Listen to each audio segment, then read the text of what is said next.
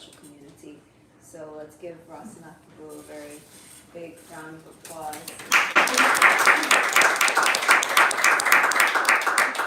And he's going to be speaking to us today on Damodar Leela. While he's getting situated, may I add one thing? Please. I don't know if it was like 1957 or something. Rasanath Prabhu was one of the two people who really sort of started this program. You know, what became Bhagavat Sravana, you started it. Before Prabhupada came, that's true. Or maybe it wasn't that long ago. But yeah, sometimes in the late aughts or something, Sunday morning Bhagavatam class, not early morning, but like 10:30, and it sort of morphed into what is now Bhagavat Sravana. So thank you for that too.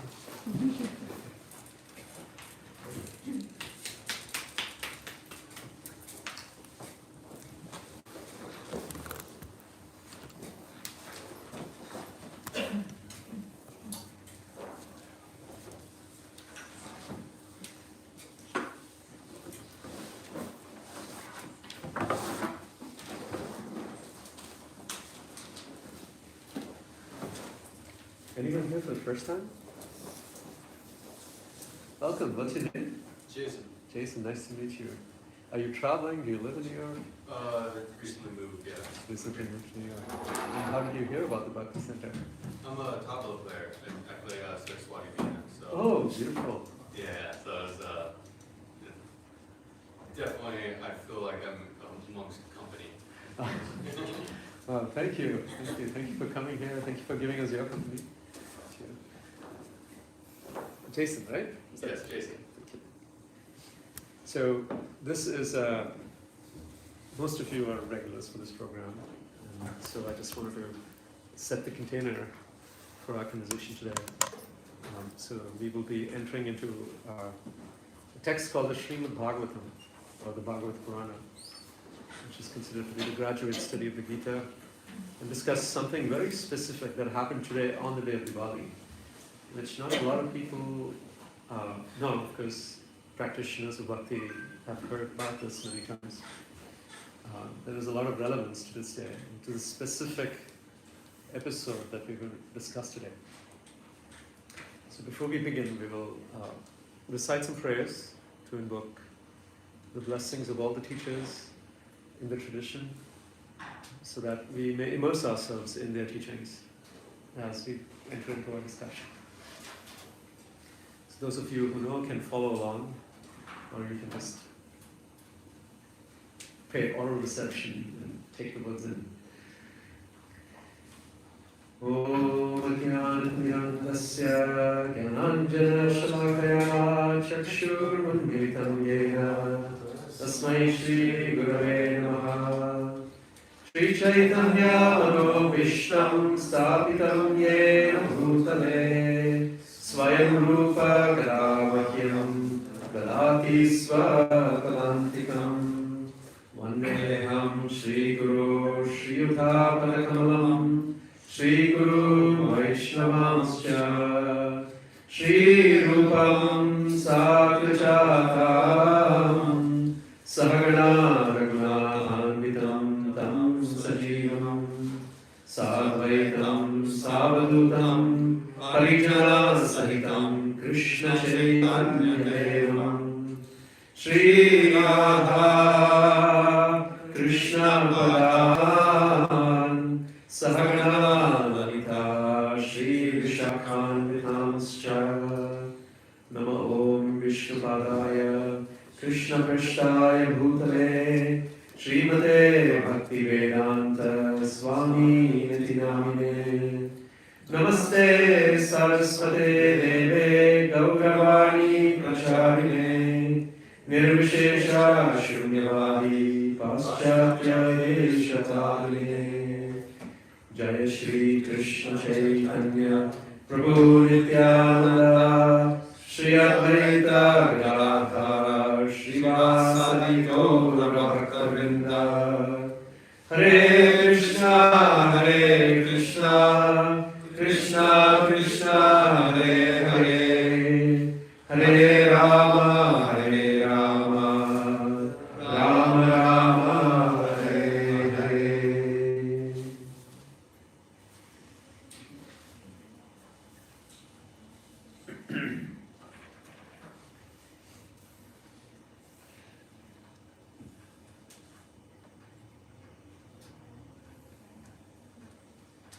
Happy Diwali.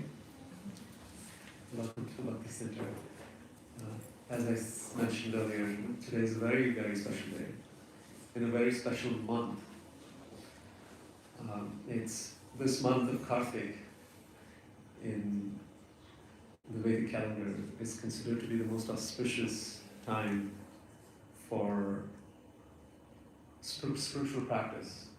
And the reason why it's so auspicious for spiritual practice is because it's explained that in the Holy Land of Vrindavan, Srimati Radharani, who we see on the altar here, standing beside Krishna, this is her month.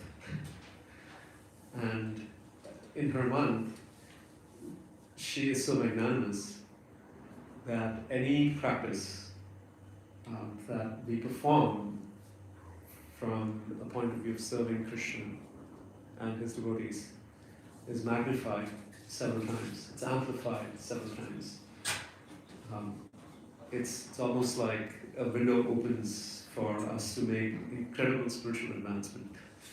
Not that the opportunity is always available, and then transcendentally increases during this period in the month of Kartik. And right in the middle of the month of Kartik, so if you see Diwali falls exactly midway in the month of Kartik, Krishna performs a specific lila that just turns things upside down. It's the best way I can put it. Literally turns things upside down. But also, the whole conception of who God is turned upside down. And there is a reason why Krishna does that. So in my experience, Chakrakush was kindly sharing my own background. I was studying the Srimad Bhagavatam when I was in banking. One of the things that I used to do was, because banking life was hard, and we spent a lot of late nights at work. And sometimes you're just waiting for somebody else to finish their work so that you can check, complete, and then go home. But you're still at work. So I had the copies of the Srimad Bhagavatam, whichever Canto I was reading, in the office. And I used to just open it, and at night, 9:30, in this environment, just reading. I was studying the 10th Canto at that time. So many congregations here, 10th Canto in investment banking environment. And the one thing that I encountered while studying the 10th Canto was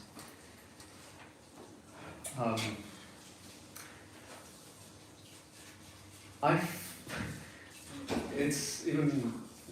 hope it's not offensive, but I'm going to say what my offensive experience was. I found it irrelevant. Because the first 9 cantos, I was able to draw some lessons. Right? There was something to do with philosophy, understanding the nature. There are several psychological components. There was in some way a relatability available. And when I started the 10th canto, every page is about somebody else, the glorification of somebody else. And I, quote unquote, found it irrelevant. And I was just turning the pages, and it was just getting harder and harder and harder. And I was wondering why. Because 10th canto of the Bhagavatam is considered to be the essence. And I was looking forward to getting here, and I just couldn't enter. I just couldn't enter. And I was wondering what was happening. I was in some ways horrified and confronted to recognize that the 10th canto is no longer about relevance.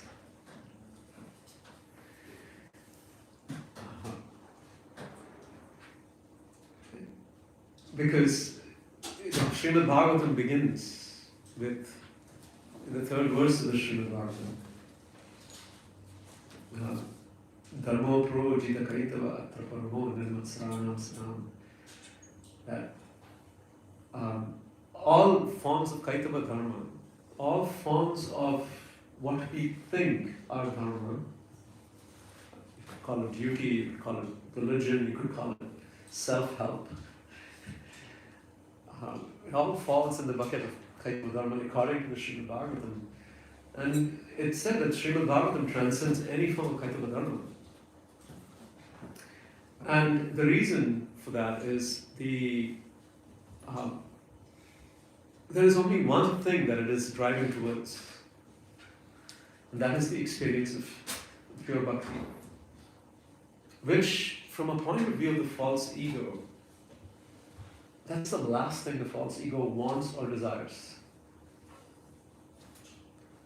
So in that sense of the term, and what I recognized at that point in time, is that even intellectually, as I'm trying to advance in my spiritual life, and I'm still looking for intellectual relevance,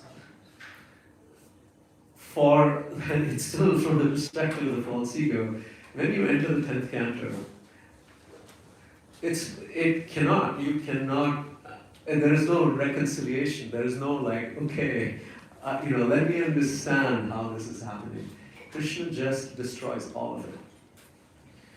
In so many ways, but particularly because the 10th canto is about Krishna in his home. And in his home he's not God. And yet he's the center of all attraction. And every page in the 10th canto is Krishna enjoying. Now how is that even relevant to me? From the perspective of the false ego, that is such a crushing blow. And so this was my direct experience stepping into, and when we have heard these pastimes from the Srimad Bhagavatam, especially from the 10th canto, again and again and again, we have heard the pastime of Bhagavat so many times. And yet, we talked about how it never gets boring. But my first experience was it was boring. And how it never gets boring, and we have to say that to belong. But secretly, it actually was boring. And every page was just boring because I couldn't connect. And it was only later on, I somehow made it through the 10th canto, and in my mind I told myself, I don't think I can do it again. And it was maybe years after, 7 years after, when I picked up the 10th canto again, mostly because of the mercy of Chaitanya Charitamrita. It was, I would say, a slightly different read. Because the approach then that I took was, I'm not going to try to understand. There are only two ways you can enter the 10th canto. You worship and you relish. And the only time we can come to that place of either worshipping or relishing is when we have decided to change our sense of belonging. Which means that we have decided that we no longer belong to the material world. That this is the reality. The 10th canto is actually exhibiting the expression of what true reality is. That is so contrasting what the material world is, it signifies. That the only way to enter the spiritual world is either worship It's not either or. So it's worship and relish. But with the material mind, it's impossible to understand these pastimes of Krishna. And that is exactly what Krishna does in the Damodar Lila. Because up until that point in time, Krishna's role as God, even after Krishna is born in the prison, there is magic. Right? The prison gates open, the Yamuna River parts, right? Like Vasudeva walks through, takes baby Krishna to Vrindavan, and then Krishna's demon killing pastimes start to happen. Like he's Putana, Shakatasura, Trinavrata, and then suddenly the tenor of the entire thing just shifts. So Krishna as God is still able to kill all of these demons and display his splendor, his glory as God, the all-powerful. And then something happens in the 9th chapter of the Srimad Bhagavatam where it just takes this crazy turn on the day of Diwali. When Krishna decides to do something that he has never done before. And of course, he has exhibited some symptoms of that, where his thievery has already started, and that itself creates some bewilderment to the mind. Like, how can God steal? Right? How can God be immoral like that? And then he just, in the Damodar Lila, he just heightens the whole thing. It's thievery, it's anger. His mother is really upset. She runs after him with a stick. He is running, and then he gets tired, and he's upset, and his mother is upset. That's the whole pastime in a gist. Right? And for spiritual seekers, we peace, love. Externally speaking, you don't get to experience any of that here. It's anger. It's chaos. It's breaking stuff. Right? And then a chase. And then him getting tired. And then, despite him getting tired, he still continues to destroy. That's what this pastime is about. So why are we discussing this today? And this is why the entry into this pastime, the reason why I feel like spending a little time on how we enter this pastime is so critical, because there is really no place for any material conception here. It all gets completely toned down. So when we are stepping into, and this is also Sri Chaitanya Mahaprabhu in the Chaitanya Charitamrita, in his conversation with Ramananda Rai, who is, the topmost devotee, you can say. Mahaprabhu is engaging in a conversation with Ramananda Rai, and he's asking him questions about, tell me more about what real spiritual life is. Ramananda Rai begins talking about what first?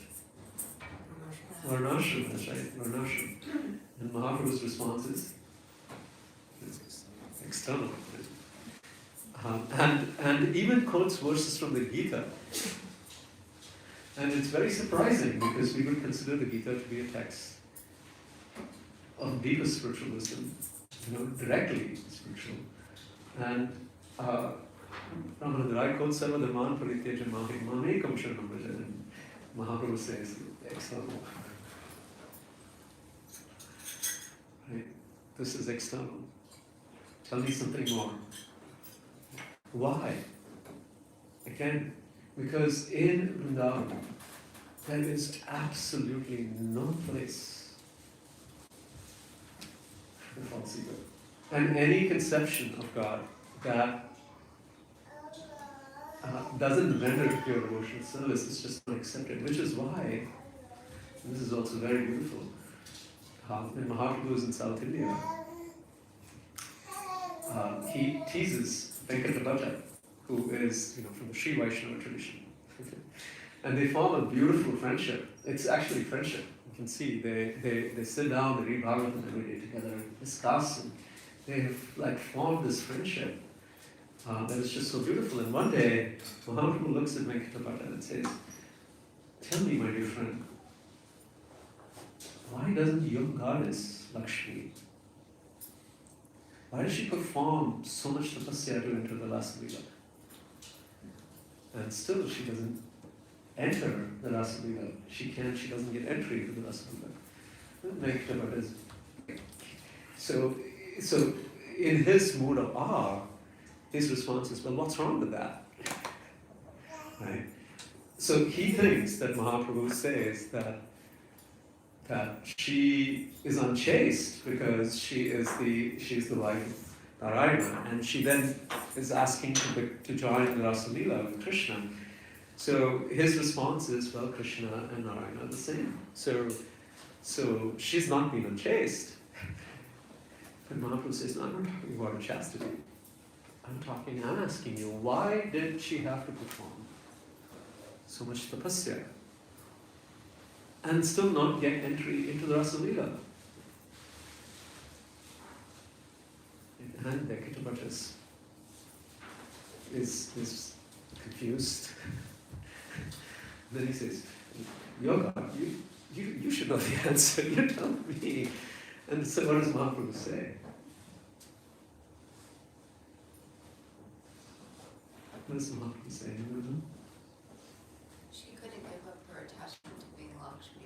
That's right. She couldn't give up. So she wanted to enter the Rasa Leela, but in her body as Lakshmi.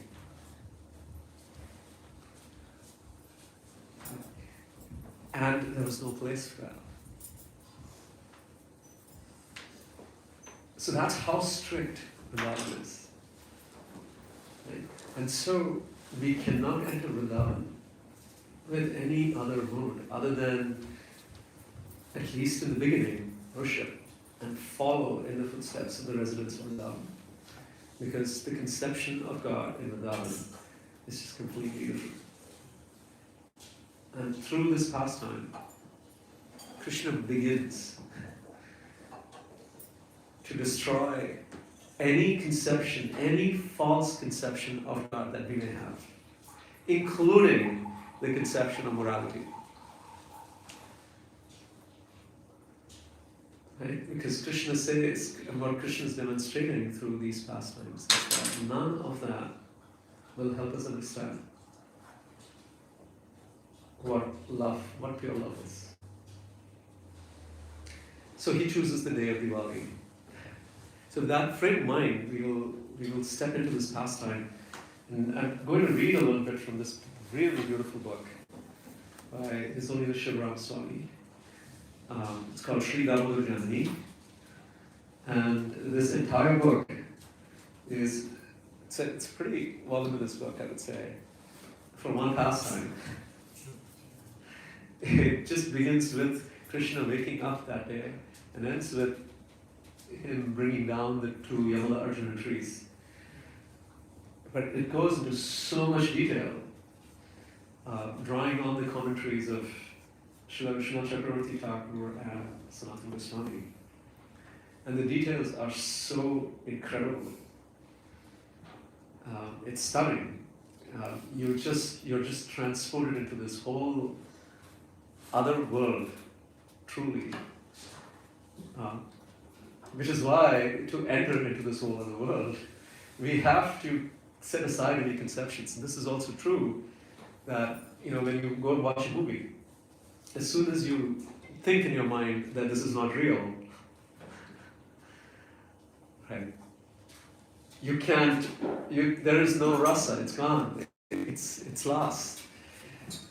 Which is exactly what happens. When we step into this, we have to leave behind all our conceptions of what we understand as reality. To truly then worship and perhaps relish this pastime. So the day of Diwali was chosen specifically for this pastime. Why? Why the day of Diwali? Yes? Everybody else was busy, so nobody can see that. Like, quite private occasion. It was quite a private occasion, so everybody else was busy. And so this pastime was very intimate, that is very true. Anything else?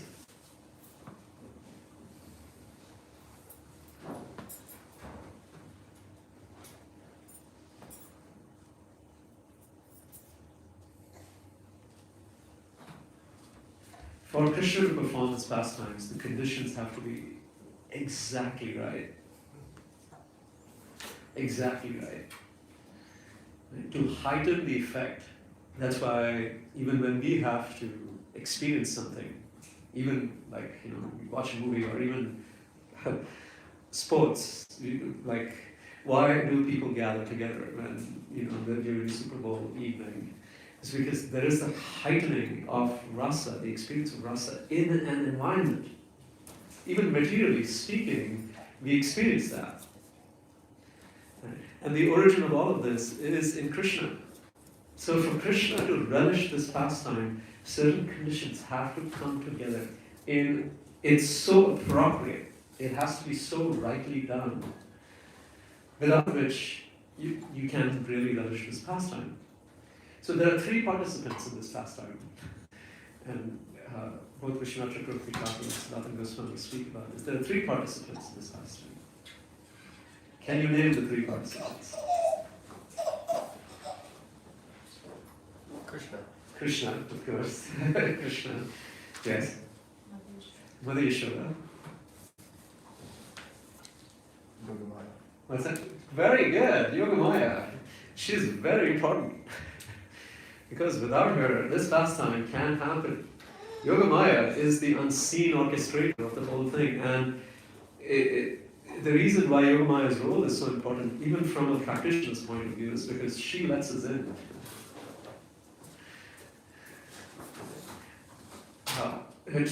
And it's incredible what Yogamaya is doing in this pastime. She chooses the day, she chooses the time. All with the understanding of how the experience of this pastime can be most heightened.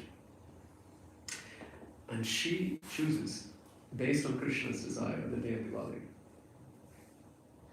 Because, as Gopal mentioned, because everybody was busy, but the busyness was very specific. Everybody had to leave home. So Balaram left. Because Krishna was thinking that if Balaram was at home, before Krishna could do what he needed to do, Balaram would complain. So Balaram couldn't be there. Right? Balaram would try to stop him. So Balaram had to go. So Rohini, Balaram's mother, because it was the morning of Diwali, Balaram and Rohini were visiting Nanda Maharaj's brother Upananda at his house. They had to, so that the party was happening.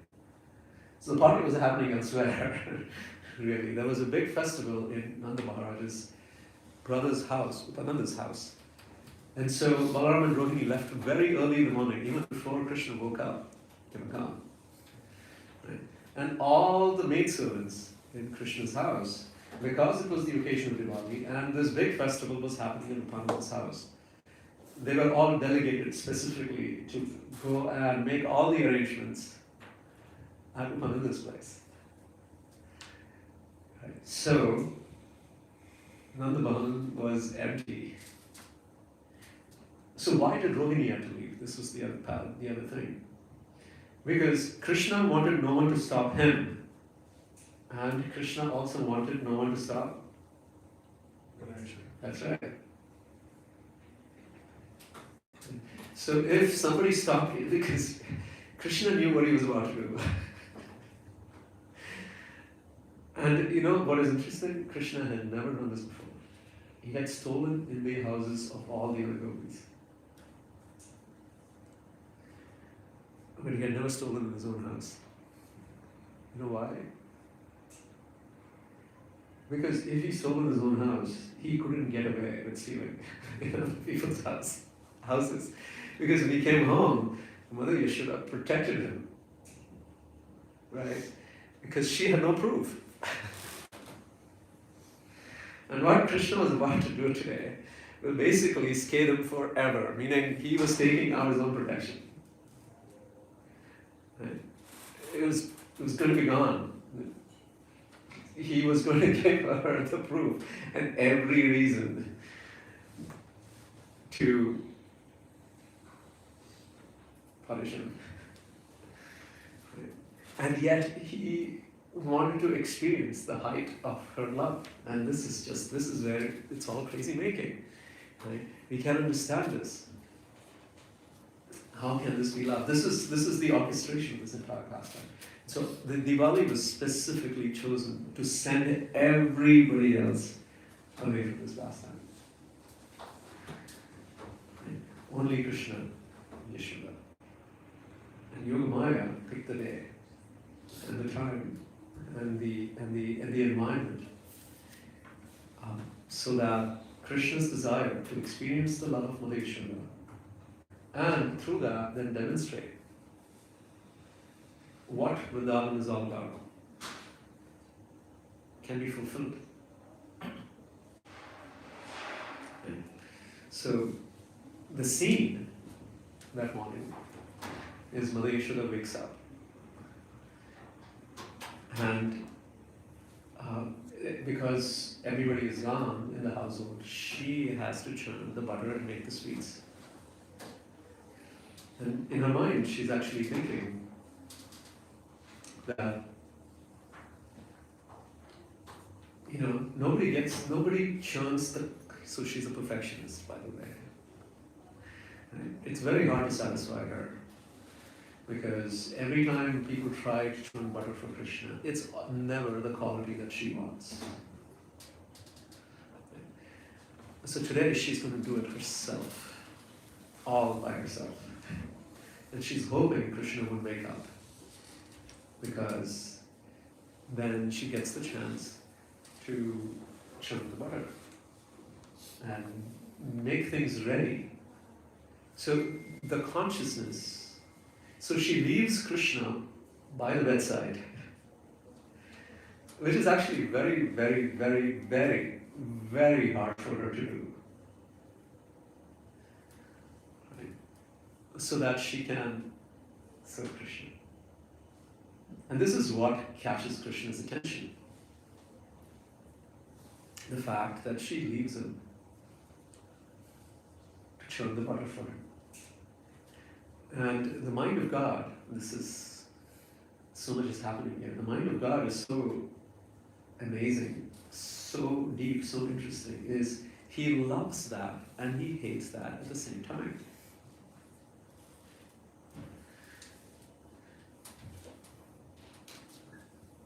And so he's through, so funny, through the corner of his eye, he's seeing Mother Yashoda leave the bed. And then, she looks, she gets dressed and she's churning the butter. And through the corner, she's keeping an eye. So she locates the pot in such a way that she can keep one eye on him. And she's churning the butter.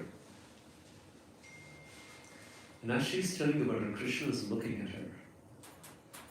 And he's just totally mesmerized by her, like, the beauty there is not just physical beauty, but it's the beauty of this unconditional love, this devotion that's just like trickling down as she's churning the butter. And Krishna is looking at at her face, and Mother Yashoda suddenly looks at him and he closes his eyes.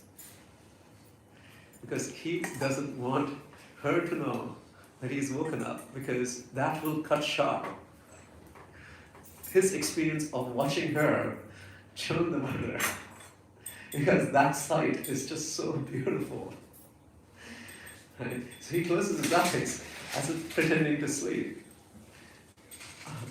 And then she's thinking, oh, he's not making, Jai Shri Shri Radha Muralidhara Shri Gaura Chandra. Okay.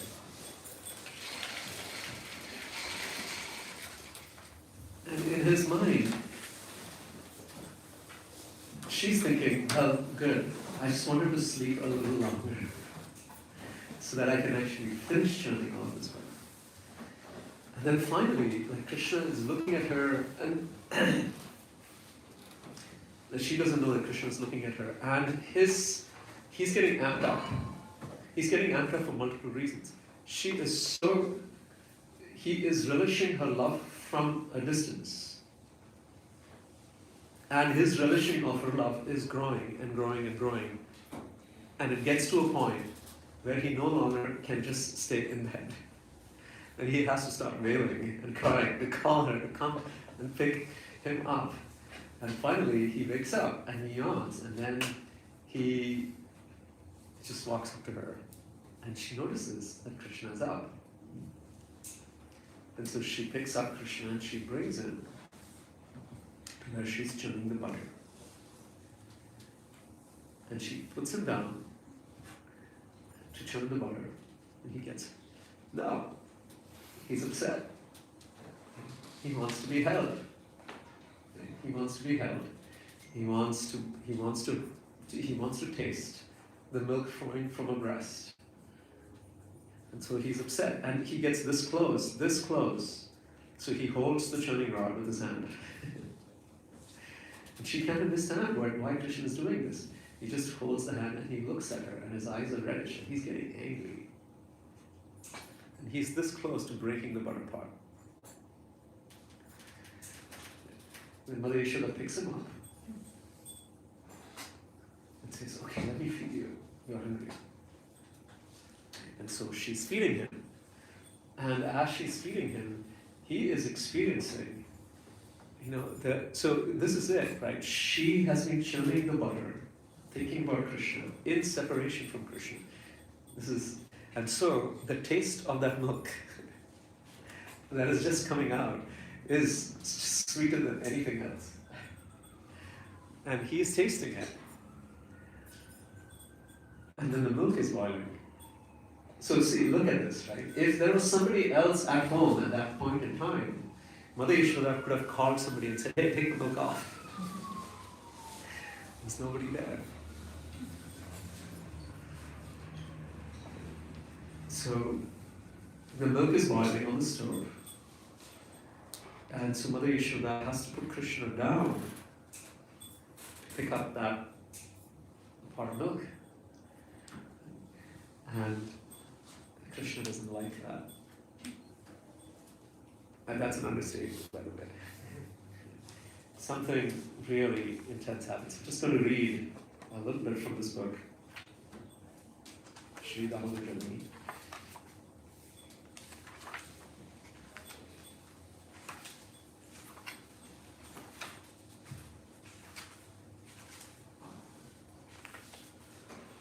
This is from chapter 3. It's called Krishna Breaks the Churning Pot.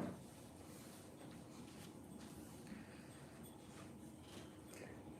I'm just going to read. So as we are reading, you can choose to close your eyes. You can choose to open your eyes. Just pay very close attention because the details are pretty incredible. Only because it pleased him would Mother Yashoda let Krishna herd calves in the forests. Only because he wanted to deliver Vasudeva and Devaki would the Brajavasis allow him to go to Mathura. Only because they thought he wanted aristocratic girls would the gopis forgive his infidelity. While separation between lovers is generally painful, it was different with Krishna and the Brajavasis. And so it was for Krishna. When he was in the forest, Krishna's heart yearned for his mother's touch. When he was in Mathura, Krishna would cry after the Brajavasis. And when he was sleeping beside Rukmini, he would call out Radha's name. And at those times, Krishna's suffering was so extreme that it frightened his associates. Yet at the same time, within himself, Krishna felt unprecedented bliss. Overpowering heartache, intense longing, and unrelenting hope. I'm going to read that again. Overpowering heartache, intense longing, and unrelenting hope. See, all these ingredients have to come together. Were catalysts that transformed his suffering into ecstasy. And that ecstasy was so unique that Krishna wondered, what is this mysterious poison that transforms itself into the sweetest bliss? It had been like that just now.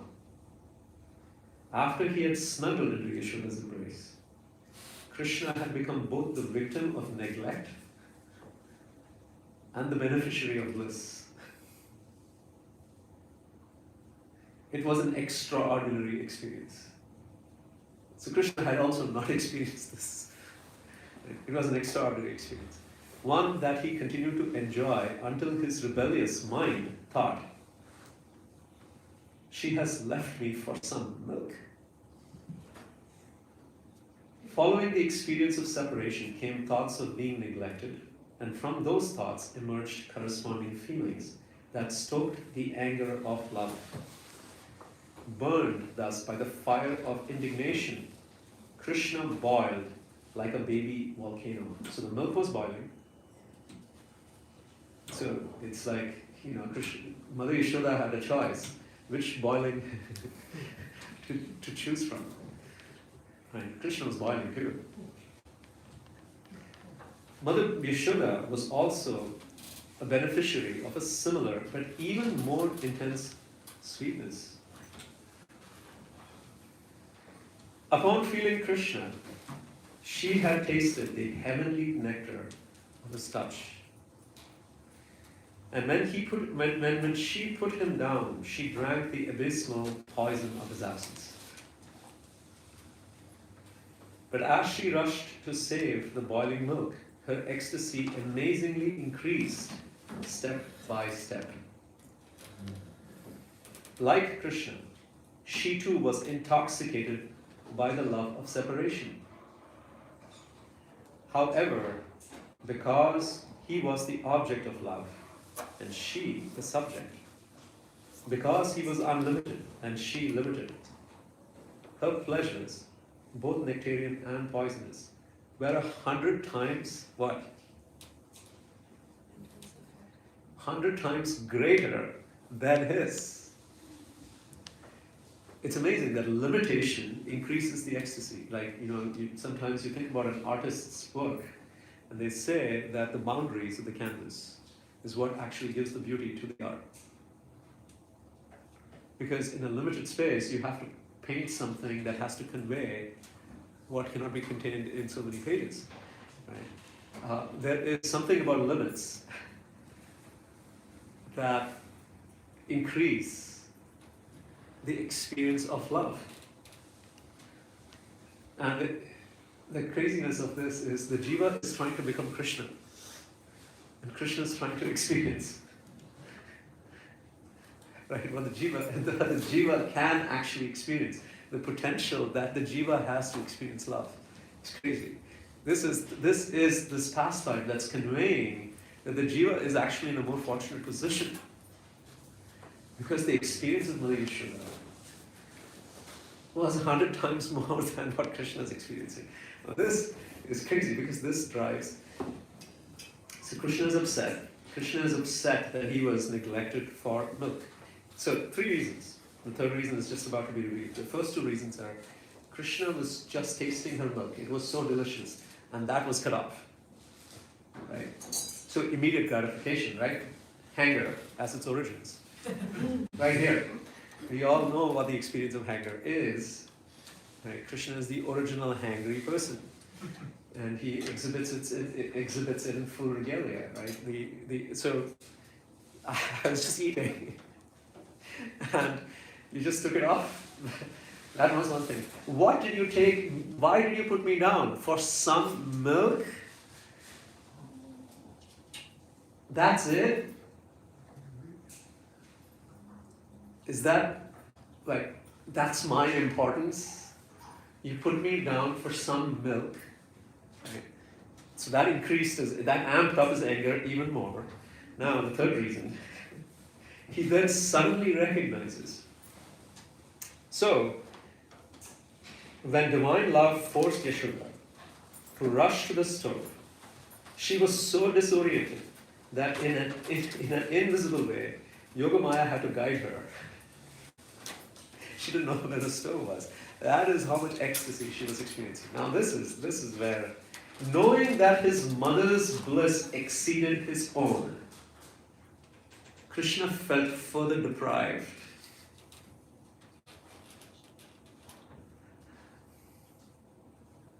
So now he was jealous that in this particular situation, where they both are experiencing the same thing, separation from each other. Right? Transcendental envy amped up his anger. How dare she experience this more than I do? I am the person who's been neglected, and she gets to experience more love. And up goes the anger. And up until this point in time, this is why Krishna crosses the limits of his own boundaries. Because up until that point in time, he had been a good son at home. And this last thing, the fact so his mother was always now finally, quote unquote, unexpectedly, right? He becomes envious of his own mother's experience. And that just sets him off. He crosses all his boundaries that were previously existing, at least at home. And what does he do? Like this is even amazing. So the Acharyas explain. In this way, frustration at being neglected, jealousy of the boiling milk, and the injustice of being spiritually shortchanged caused a host of bodily symptoms. His hands clenched and unclenched. His little chest heaved with rapid breathing. And his black complexion became tinged with red. So he was like a volcano that was just actually becoming red. Eyes reddish, eyebrows flitting, and lips trembling, Krishna glared in the direction of the kitchen, bit his lower lip, and took a vow. I will get revenge. Feeling the heat of Krishna's wrath, okay, so this is two parrots talking. I'm going to skip this in the interest of time. Okay, this is interesting. Although a little boy of 3, Krishna was the origin of anger, material and spiritual. The forms of Virabhadra and Narasimha may have appeared ferocious by comparison to baby Krishna. But the fierceness of the anger that he felt was no less than theirs. I have never heard this expressed before. He was as angry as Lord Narasimha was. Can you imagine? But coming from a very different place. That anger was also an anger of love, but from a place of protection, protecting Prahlad. This anger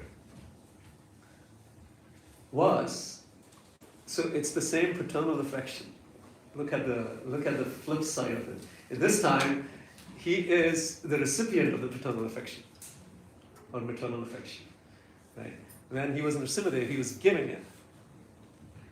As Krishna is receiving it, same anger, exactly the same anger experience. So Krishna takes a stone that was lying nearby,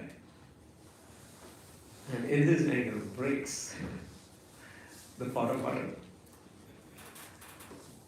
And, and it, this is the crazy, he breaks the, he throws it 3 times. And it's amazing, Mother Yashoda doesn't hear, in her anxiety to save the milk, she doesn't even hear that something is knocking against the churn. And he throws it 3 times and the pot cracks. And as the pot cracks, Krishna is so happy. And then he goes towards the pot in the hope that he can actually get the yogurt that is the butter that is just churning. But all the butter, before he gets there, all the butter just like leaks onto the floor. And so now what happens? He feels everybody is conspiring against him.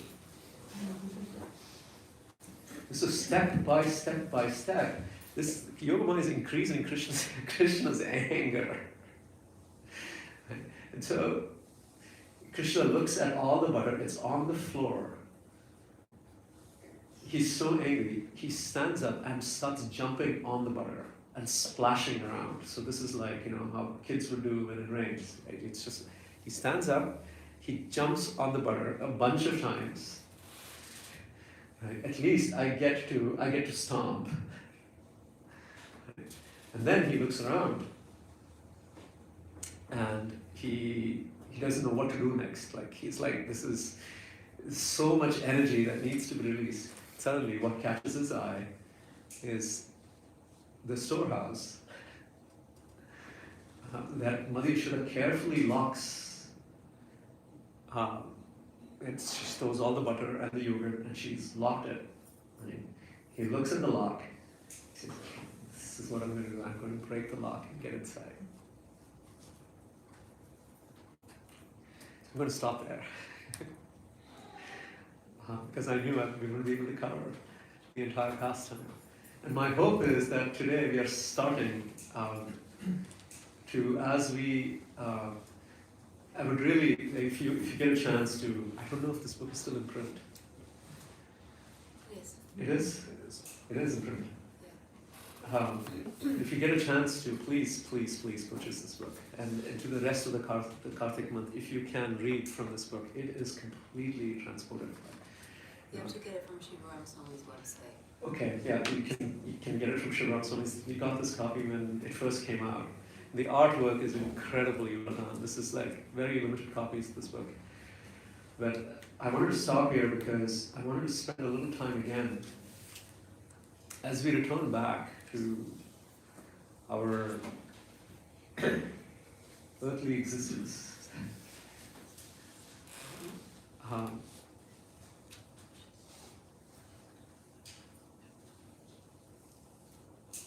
Our entry into Vrindavan is only possible when we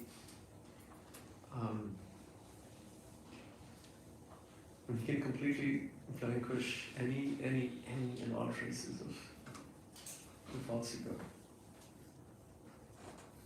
Right? For us to we cannot. It's amazing to even get an opportunity to participate by relishing these pastimes of Krishna. And one of the reasons why Krishna performs these pastimes is so that our hearts are attracted. Right? And it's so easy for us to hear these pastimes and then just continue on our life in this material world.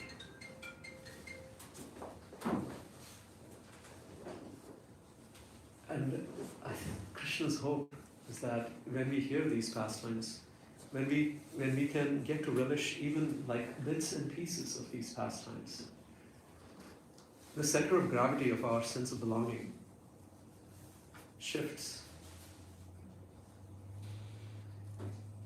And while we do talk about balance, we should be balanced in our material life. We should balance our material life and our spiritual life.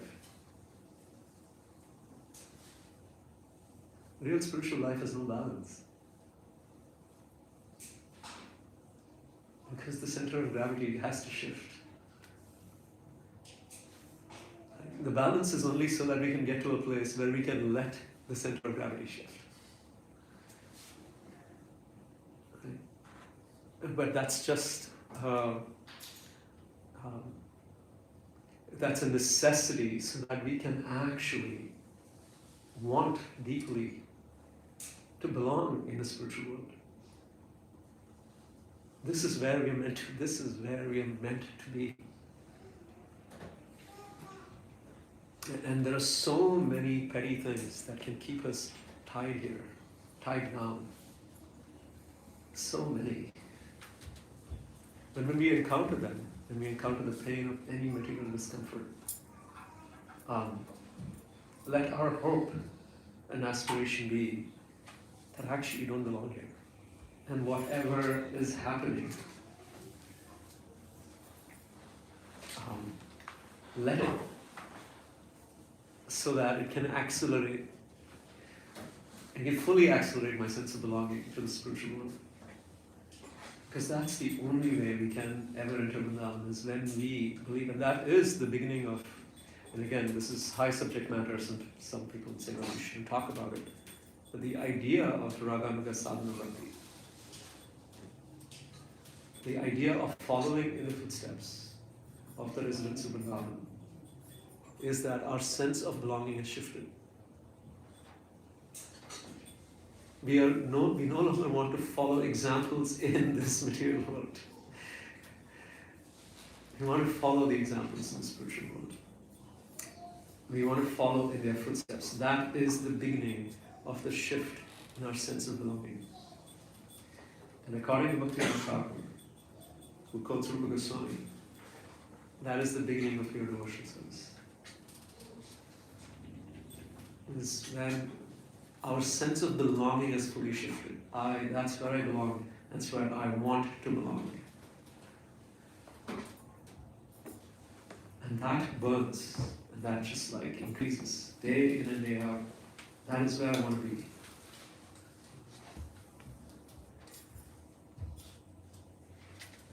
And that's where everything shifts in the spiritual life. And Krishna is performing these pastimes for us so that that can happen. So these pastimes are not just stories, fantasy stories, or entertainment. They're actually meant for us to feel deeply in our hearts that the kind of love that Mother Yashoda is experiencing and Krishna is experiencing, I want to taste it.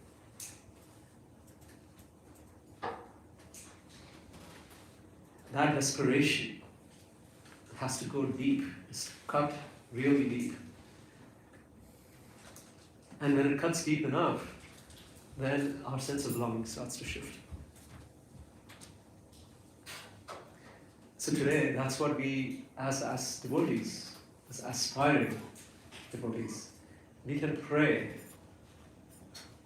and let us gain actual taste for these pastimes.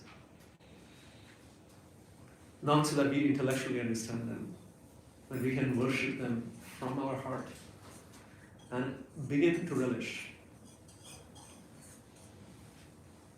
the true nature of Vrindavan. That's Krishna's home. So I'd like to stop here and take any reflections. We have a few minutes. Yes? Oh, thank you. That was absolutely inspirational and wonderful. I remember the first time I heard somebody reading from the Krishna book, which is a really long time ago. I was amazed that anybody knew this much detail about God's life. And here, so many more details. But I'm just wondering, how do these details get discovered? How does someone who's writing these commentaries go even deeper into the story than the Bhagavatam? Thank you for asking the question. I've always been a big fan of sports. And you know, when you look at certain games, like tennis or something like that, you like to watch the replay of certain shots. And you know, when you watch the replay and you watch it in repeat, you start to notice like details of how a particular forehand was played. And it's amazing what happens when you can watch it in slow motion, watch it again and again on repeat. All the specific details, how the person ran, where the person was, what the backswing was, right? What was happening, the expression on the person's face. And, you know, the contact of the ball on the racket. All of that gets magnified. And then in the experience of the rasa, there's just so much, wow, that was an incredible shot. That experience, it can be the same conclusion, but the experience of that conclusion is very different. So when we understand the scriptures through the eyes of the Goswamis, specifically like, you know, Mahaprabhu, and what Mahaprabhu then revealed to the Goswamis, and then later on Vishnu Chakravarti, all these incredible commentaries, they are able to observe Krishna's pastimes, the same pastime. Not that Prabhupada did not, but Prabhupada actually relished internally, conveyed it. You'll see in the Krishna book, there's just so much philosophy. Because we'll never be able to enter these pastimes without that philosophy.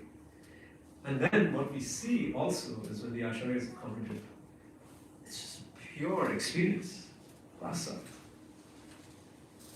And that is a mystical revelation. It comes with very deep meditation in these pastimes, which is what the Goswamis have been able to do with samadhi. They're just like, they're in it. Right? It's almost like they're like molecules, just like noticing every detail as it's happening.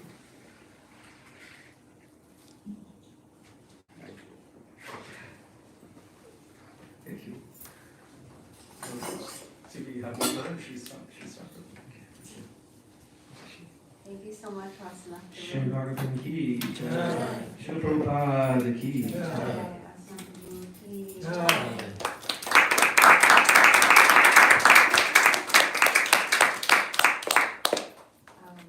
Please everyone stay. We're going to have Damodar Rastakam now. So we don't have to move the cushions. And what we'll do is during, Gopal's going to pass out the words for everyone to follow along. And you're most welcome to please come up and offer Gila to the Lord during the Damodar Rastakam. Thank you so much. Hare Krishna.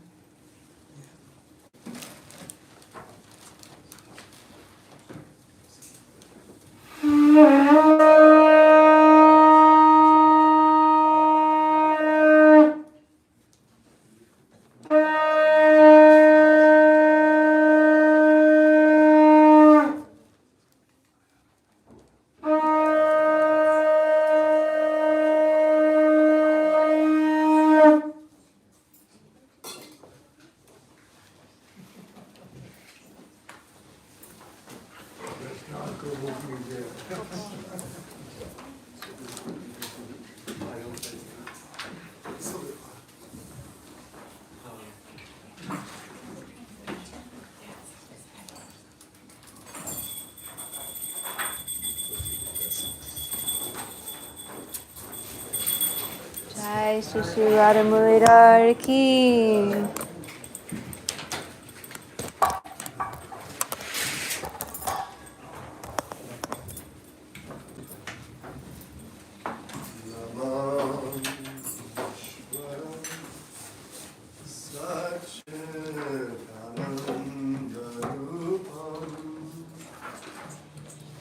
Rasanath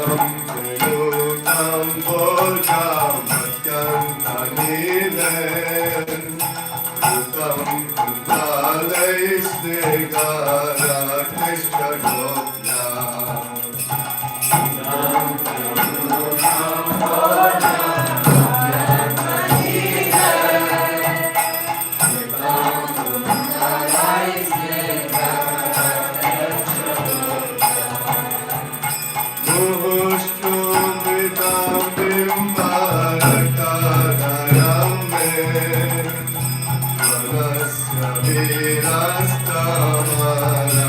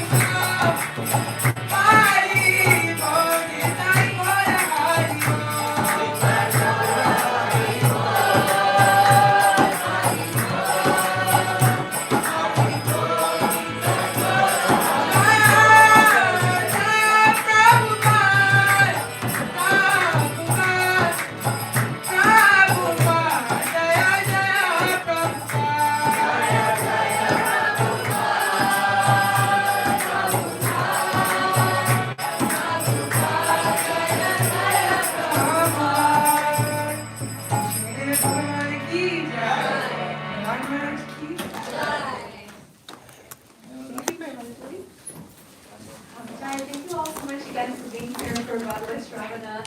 This is our weekly program, happens every single week. Please come again and again and again. Yeah, and we have today, we actually have a couple announcements today. Normally after Bhagavat Sravana, I want people to stay as long as possible and just to talk as long as possible. But we have a huge event here tonight. We're having a Diwali festival from 5 to 9. So please come back for that if you can. It's going to be beautiful. There's going to be a short talk, kirtan, lighting of lamps, and a whole floor for the kids with food stalls and different activities and henna and face painting and so many things. The TV people will probably come also. There'll probably be hundreds and hundreds of people. So please come back to that. But just because of that, we do ask everyone to at this time go and take lunch prasadam. Because our volunteers need to clear out this space so they can start setting up for the event tonight. And then also we kind of need to wrap up prasadam by 2 p.m. so that they can also decorate and get ready and set up for the event tonight. So please forgive me, I always want people to stay for the whole day on Sundays. It's just this only Sunday. And then tomorrow we have Garudan Puja at 6 p.m., which is going to be a beautiful festival. So please come for that and come back next week. We don't know who the speaker is yet. I'm trying to find someone. Otherwise it will be me. But hopefully we'll find someone to speak next week. Thank you so much. Hare Krishna. Yeah, the mayor coming tonight. So yeah, a lot happening. Hare Krishna.